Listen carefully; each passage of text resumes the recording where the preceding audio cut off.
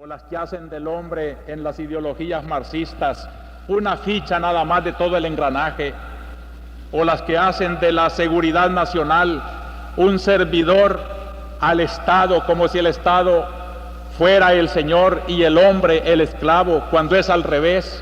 No es el hombre para el Estado, sino el Estado para el hombre. El hombre tiene que estar en la cumbre de toda organización humana para promover al hombre. Entonces los obispos de América Latina nos hemos comprometido, profesamos pues que todo hombre y toda mujer, por más insignificantes que parezcan, tienen en sí una nobleza inviolable que ellos mismos y los demás deben respetar y hacer respetar sin condiciones, que toda vida humana merece por sí misma, en cualquier circunstancia, su dignificación, que toda convivencia humana tiene que fundarse en el bien común, consistente en la realización cada vez más fraterna de la común dignidad, lo cual exige no instrumentalizar a unos en favor de otros y estar dispuestos a sacrificar aún sus bienes particulares.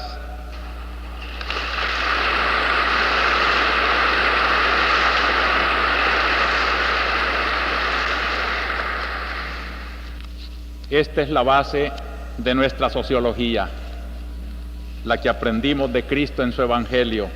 El hombre ante todo es lo que hay que salvar, y el pecado individual es lo primero que tenemos que arreglar. Nuestras cuentas con Dios, nuestras relaciones individuales con Él, ponen la base de todo lo demás. Falsos liberadores son aquellos que llevan el alma esclava del pecado y gritan hacia afuera, y por eso a veces son tan crueles, porque no saben amar ni respetar la persona humana.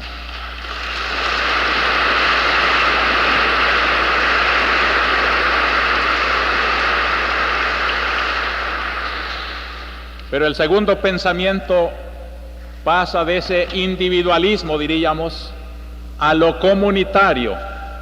En las lecturas de hoy, esto es bello, ver cómo Dios quiere salvar a los hombres en pueblo. Es todo el pueblo al que Dios quiere salvar.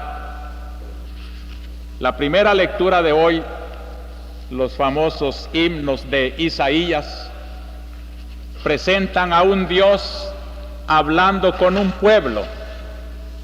Es el diálogo de Dios con una personalidad colectiva, así la llaman los escrituristas, comunidad colectiva, personalidad colectiva. Como si se hablara con una persona, Dios habla con un pueblo, y a ese pueblo Dios lo hace su pueblo, porque a Él le va a confiar promesas, revelaciones, que luego han de servir para todos los demás pueblos. Por eso fíjense bien, queridos hermanos, cómo en la historia de la Biblia, del Viejo Testamento, hay cosas que se refieren únicamente a ese sector, pueblo de Dios, y hay también algo que se refiere al pueblo en común, al pueblo natural. ¿Cuántas veces le reprochaban los profetas a Israel que no se gloriaran de ser hijos de Abraham, sino de obedecer a Dios y creer en Dios? Los creyentes, ese reducido número, era el verdadero pueblo de Dios. Todo lo demás a veces era prevaricador, y así eran también los otros pueblos que se llamaban gentiles, pero ese núcleo que se llama el pueblo de Dios, la personalidad colectiva con quien Dios habla, pasa a través de Cristo a todos los cristianos. Ya no solo es un grupo del pueblo de Israel, sino que en cada país habrá un grupo. Y aquí tenemos el ejemplo esta mañana. En Estados Unidos hay también el grupo de los cristianos que no son todo Estados Unidos. Así como en El Salvador también está el grupo de la iglesia que no es todo El Salvador. Y cuando yo como pastor me dirijo al pueblo de Dios, no pretendo yo ser un maestro de todo El Salvador, sino que soy el pobre servidor de un núcleo que se llama la iglesia, la arquidiócesis, los que quieren seguir a Cristo y que reconocen en el obispo al maestro que en nombre de Cristo les habla. De ellos espero respeto, obediencia. Con ellos me siento tan unido y no me extraña que los que no son iglesia, aunque estén dentro de la iglesia, me critiquen, me murmuran, me deshagan.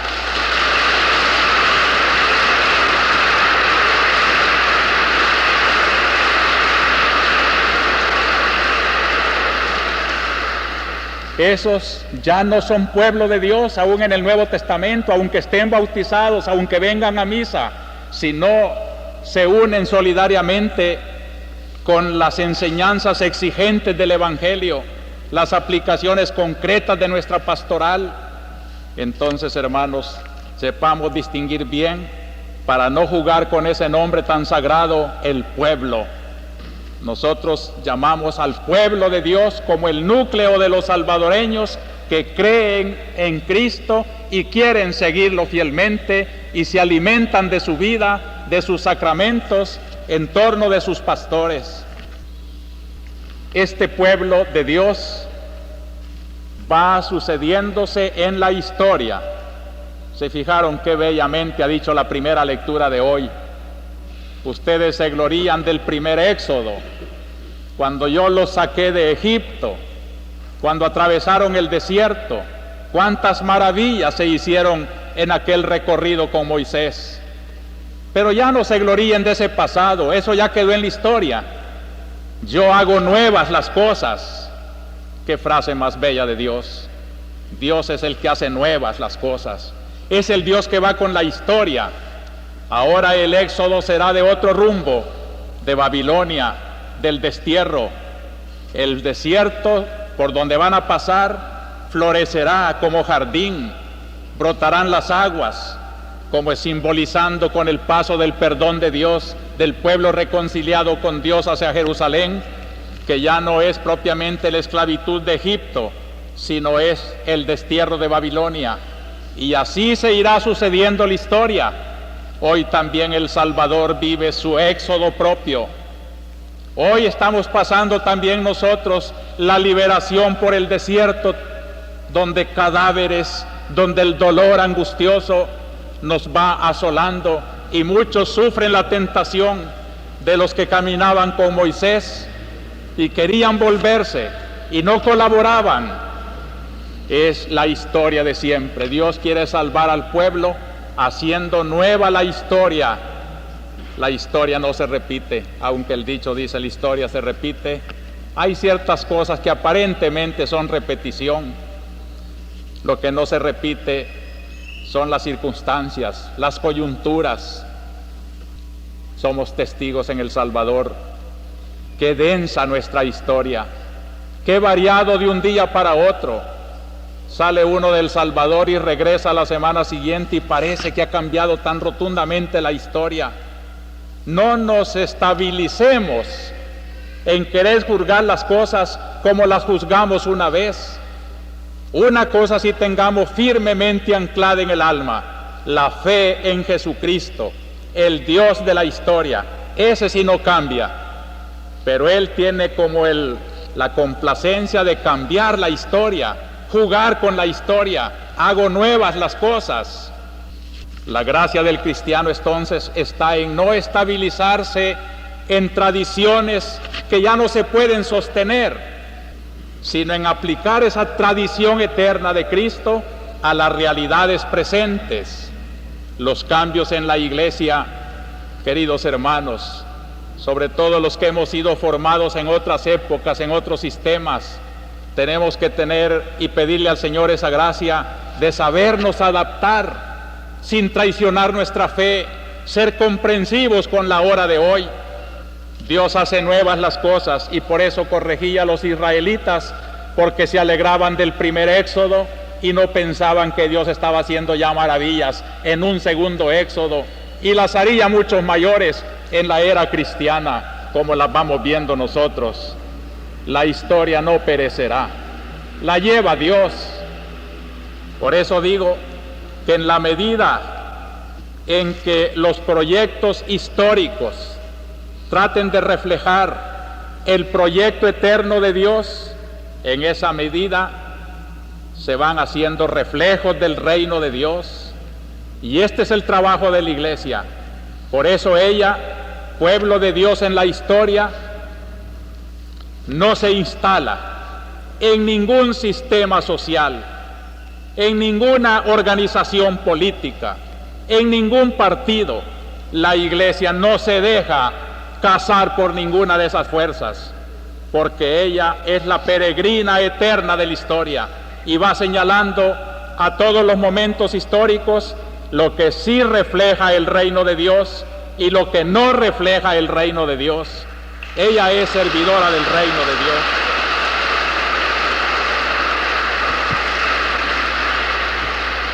El gran trabajo de los cristianos tiene que ser ese: empaparse del reino de Dios, y desde ese alma empapada en el reino de Dios, trabajar también los proyectos de la historia. Está bien que se organicen en organizaciones populares, está bien que hagan partidos políticos, está bien que tomen parte en el gobierno, está bien, con tal que seas un cristiano que llevas el reflejo del reino de Dios y tratas de implantarlo allí donde estás trabajando, que no sea juguete de las ambiciones de la tierra.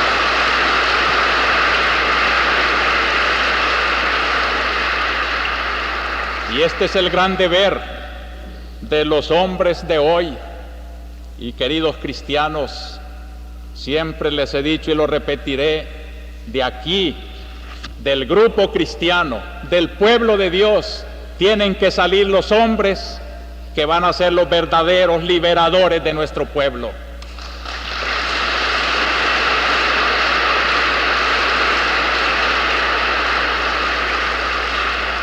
Cualquier proyecto histórico que no se fundamente en eso que dijimos en el primer punto, la dignidad de la persona humana, el querer de Dios, el reino de Cristo entre los hombres, será un proyecto efímero y será cada vez más estable y será cada vez solución del bien común de los pueblos, según la índole de cada pueblo, el que refleje mejor ese eterno designio de Dios. Por eso hay que agradecerle a la Iglesia, queridos hermanos políticos, no manipular a la Iglesia para llevarla a lo que nosotros queremos que diga, sino decir nosotros lo que la Iglesia está enseñando. No tiene intereses. Yo no tengo ninguna ambición de poder. Y por eso con toda libertad le digo al poder lo que está bueno y lo que está malo, y a cualquier grupo político le digo también lo que está bueno y lo que está malo. Es mi deber. Y desde esa libertad del reino de Dios, la Iglesia, que no solo es el obispo y los sacerdotes, sino todos ustedes los fieles, las religiosas, los colegios católicos, todo lo que es el pueblo de Dios, el núcleo de los creyentes en Cristo, debíamos de unificar nuestros criterios, no debíamos de desunirnos, no debíamos de parecer dispersos, y muchas veces como que somos acomplejados ante las organizaciones políticas populares, y queremos complacerlas más a ellas que al reino de Dios en sus designios eternos. No tenemos nada que mendigarle a nadie, porque tenemos mucho que darle a todos.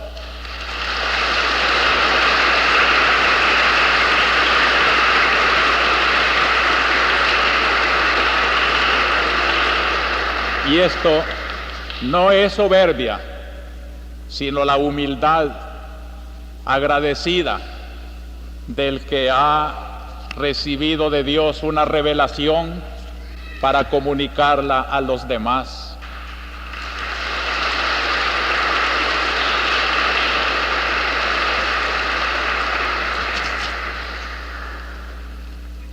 Finalmente, el tercer pensamiento sacado de las lecturas de hoy es que el proyecto de Dios para liberar al pueblo es trascendente.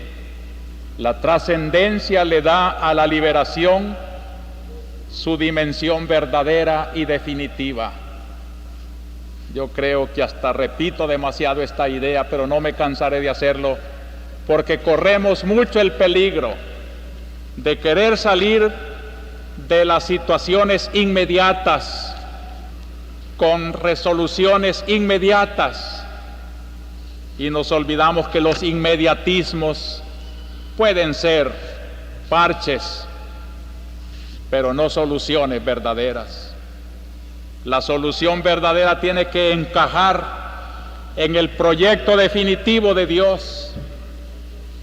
Toda la solución que queramos dar a una mejor distribución de la tierra, a una mejor administración del dinero en El Salvador, a una organización política acomodada al bien común de los salvadoreños,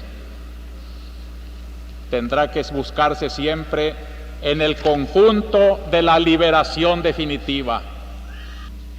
Hace poco me presentaban un esquema muy significativo y es: el hombre que trabaja en política mira los problemas temporales, el dinero, las tierras, las cosas, y se puede quedar contento con solo resolver estos problemas. Pero el político que tiene fe se remonta hasta Dios y desde Dios mira cómo ese tramo inmediato que los políticos de hoy están tratando de resolver no debe de mirarse separadamente de la perspectiva de Dios.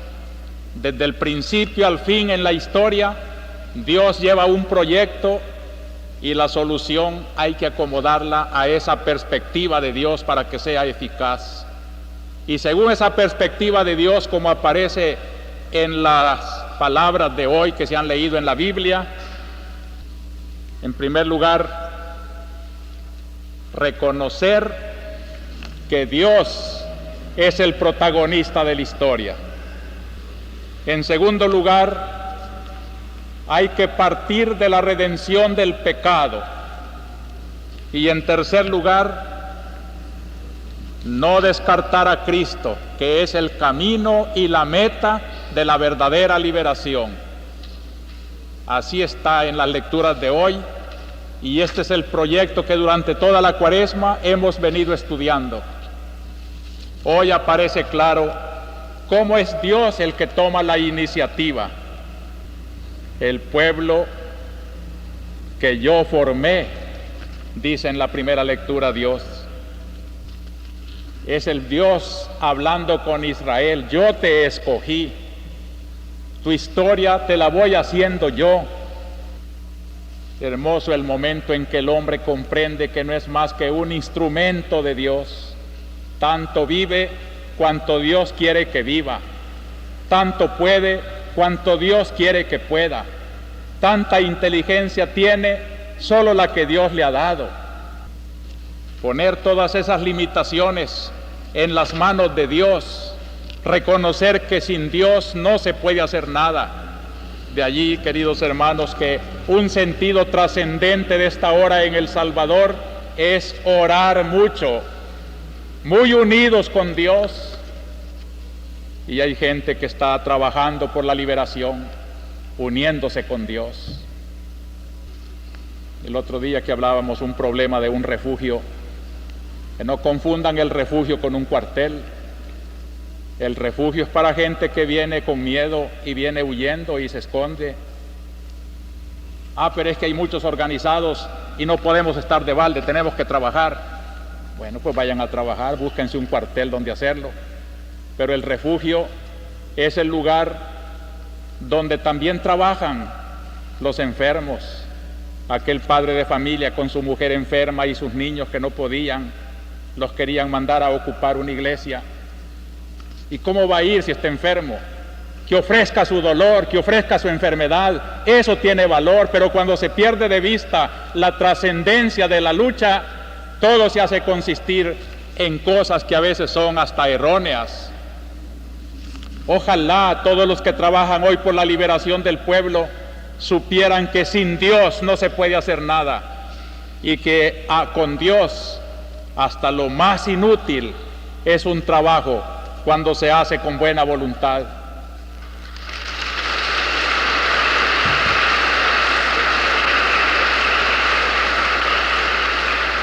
En la primera lectura de hoy, Dios invita al pueblo de Israel a descubrir su mano, no solo cuando salió de Egipto a la tierra prometida, sino hoy que viene de Babilonia también para Jerusalén. Descubrir la mano de Dios en las coyunturas históricas del pueblo, ese es un gesto de trascendencia. Por eso los que trabajan, repito, por la liberación del pueblo, no pierdan de vista esta medida, esta dimensión trascendente. Lo segundo digo que es mirar cómo la liberación tiene que arrancar del pecado. Hay que tener en cuenta que todos los males tienen una raíz común y es el pecado. En el corazón del hombre están los egoísmos, las envidias, las idolatrías, y es allí donde surgen las divisiones, los acaparamientos. Como decía Cristo, no es lo que sale del hombre lo que mancha al hombre, sino lo que está en el corazón del hombre, los malos pensamientos. Purificar pues esa fuente de todas las esclavitudes. ¿Por qué hay esclavitudes? ¿Por qué hay marginaciones? ¿Por qué hay analfabetismo? ¿Por qué hay enfermedades? ¿Por qué hay un pueblo que gime en el dolor? Todo eso está denunciando que existe el pecado. La pobreza, dice Medellín, es una denuncia de la injusticia de aquel pueblo. Por eso, la trascendencia de la liberación arranca del pecado, y la iglesia siempre estará predicando: arrepiéntanse de sus pecados personales. Y le dirá como a la adúltera: ya no te condeno, te has arrepentido, pero no vuelvas a pecar. El pecado es el mal siempre. Como quisiera decirles, hermanos, a todos los que le dan poca importancia a estas relaciones íntimas con Dios, que le den la importancia que tiene. No basta decir: yo soy ateo, yo no creo en Dios, yo no lo ofendo. Si no es cuestión de que tú creas, es que objetivamente tú tienes rotas las relaciones con el principio de toda vida. Mientras no lo descubras y no lo sigas y no lo ames, tú eres una pieza descoyuntada de su origen, y por eso llevas en ti mismo el desorden, la desunión, la ingratitud, la falta de fe, de fraternidad. Sin Dios no puede haber un concepto verdadero de liberación. Liberaciones inmediatistas sí las puede haber, pero liberaciones definitivas, sólidas, solo los hombres de fe las van a realizar. Y por eso, en tercer lugar, esta trascendencia nos pide una fe muy grande en Jesucristo. Es incomparable la página de San Pablo, el pecador que había olvidado a Cristo, mejor dicho, no lo conoció, y más bien creía que Cristo y sus cristianos eran unos traidores de la religión verdadera, que era el judaísmo, y se sentía autorizado para irlas a traer amarrados y acabar con esa secta. Pero cuando Cristo se le presenta y le revela, él cae en la cuenta de su ignorancia y escribe: todo lo estimo ya como pérdida, comparado con la excelencia del conocimiento de Cristo Jesús mi Señor.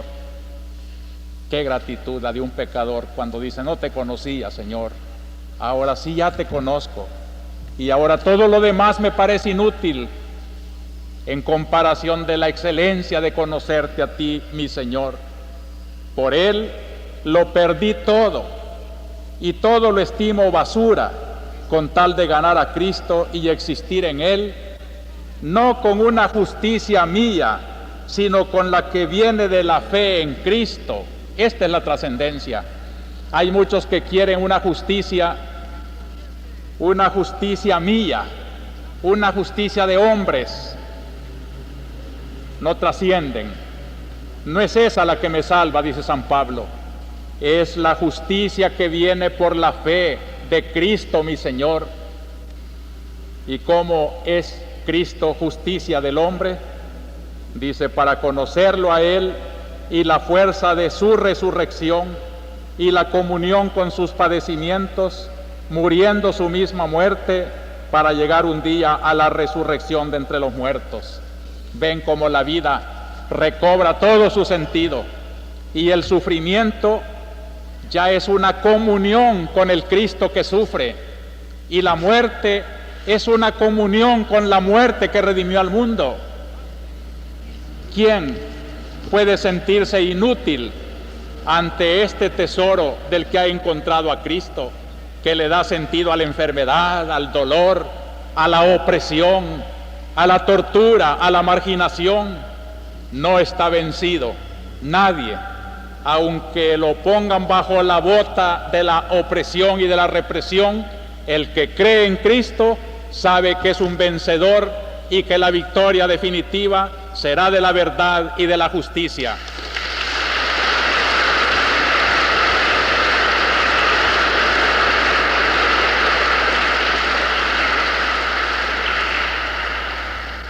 Y en su misma página íntima, San Pablo dice, no es que ya haya conseguido el premio, sino que corro hacia adelante, olvidándome de lo que queda atrás y lanzándome hacia lo que está por delante, corro hacia la meta para ganar el premio al que Dios desde arriba llama en Cristo Jesús.